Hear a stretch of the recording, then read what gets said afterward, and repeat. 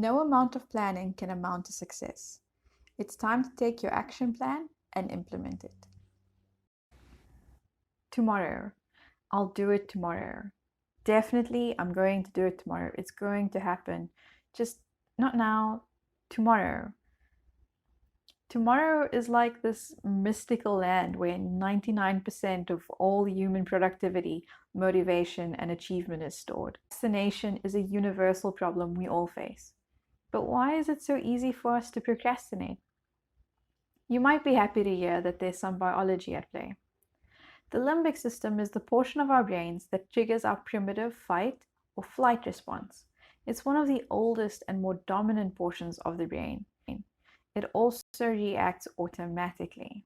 It's a great lifesaver when signaling to your body to flee impending danger, but it's also responsible for signaling your body to flee unpleasant tasks.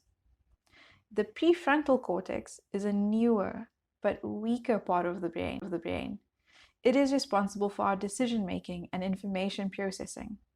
Unfortunately, this part of the brain is not automatic. It needs to be kicked into gear. When we are not consciously deciding to focus and use our prefrontal cortex, the limbic system takes over. It flees the unpleasant tasks, and we give in to what feels good.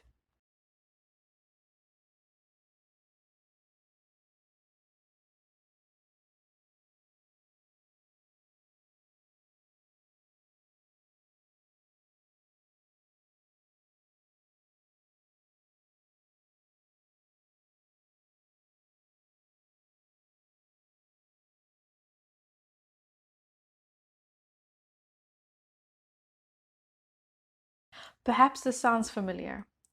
New Year's rolls around, and along with countless others, you decide that a new year means a new you. You set your mind to eating healthier. At first, you're packing healthy meals, you feel motivated and energized, but then the motivation fizzles out. You can't bring yourself to eating another carrot. Buying takeout for lunch seems way easier. At this point, some will decide that there's no turning back. You might as well just descend into burgers and pizza. It seems your plan was for naught and you resign yourself to try again some other time. Later. Next month. Maybe next year. We'll see. When executing our action plans, we will come to many crossroads like these. Let's take a look at common reasons why we often stray from our plans and ways. There might come a time where you feel a dip in your motivation. It might feel as if you've disconnected from the positive emotions that once inspired you, and those were the emotions that provided fuel for you to take action in the first place. You might start associating all the negative emotions with your goal. You become dissuaded as your goal becomes lost in between the stress, frustration, the impatience, and all the other negative feelings. In order to get through this dip, you need to manufacture more emotional fuel. Remember why you started and remind yourself of your goals. You could make weekly checkpoints to track your progress, and then make sure to reward yourself every time you achieve your weekly goals. Give yourself breaks and don't be too hard on yourself. If you can, reach out to someone who inspires you, a mentor or similar figure, or watch and read motivational stories or speeches. Sometimes we get so caught up in the fear of failure that we let it interfere with our progress.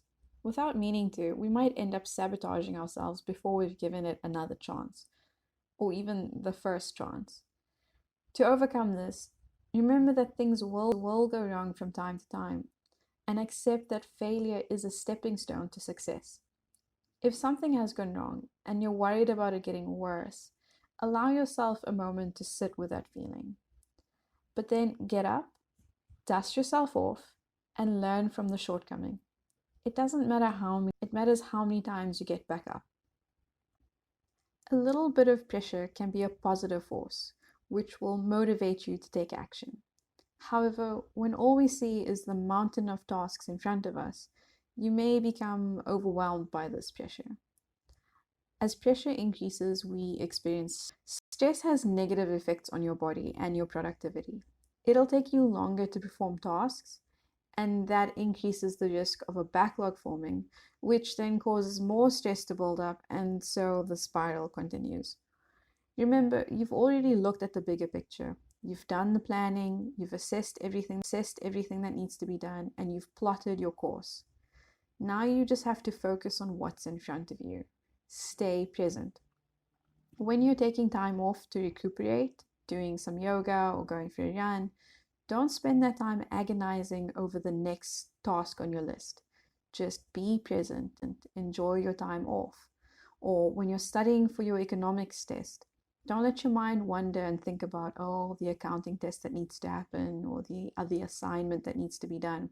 Just focus on what you're doing as you're doing it.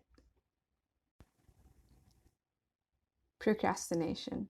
Earlier, perhaps one or a combination of the above things starts looming in the back of your mind.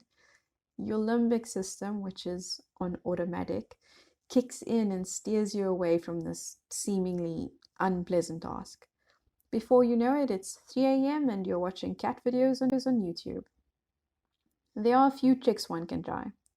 First, ease into it by only committing to 5 minutes. This lowers your expectations and it feels considerably less daunting. However, once the 5 minutes are up, you're likely to feel more positive about the activity than what you initially anticipated. Alternatively, you might benefit from implementing a reward system. Perhaps you want to reward yourself with a coffee break. Have a friend be your accountability buddy. An example of this might be having a friend sit at the library with you. You can either be working together or doing your own thing, but what helps here is that you both show up and hold each other accountable by making sure that you each carry out the task that you intended to. Above all, remember to take time to reflect. Be honest about what worked and what didn't work, and then try again.